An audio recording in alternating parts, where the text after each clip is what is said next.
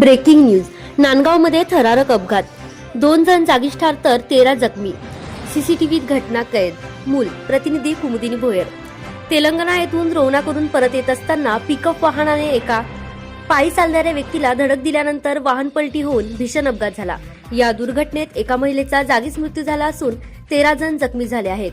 ही घटना आज दिनांक 21 जानेवारी 2026 ला सकाळी 6:30 वाजताच्या सुमारास नांदगाव येथे लक्की बारच्या बाजूला घडली.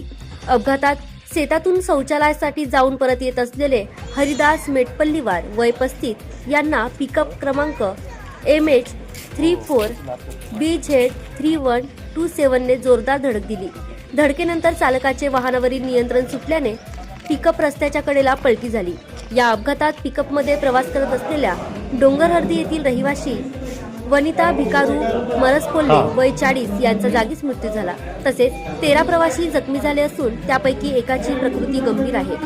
गंभीर जखमी महिलेला चंद्रपूर येथील जिल्हा रुग्णालयात हलविण्यात आले असून उर्वरित जखमींवर मूल येथील उपजिल्हा रुग्णालय येथे उपचार सुरू आहेत. घटनेची माहिती मिळताच मूल पोलीस घटनास्थळी दाखल झाले.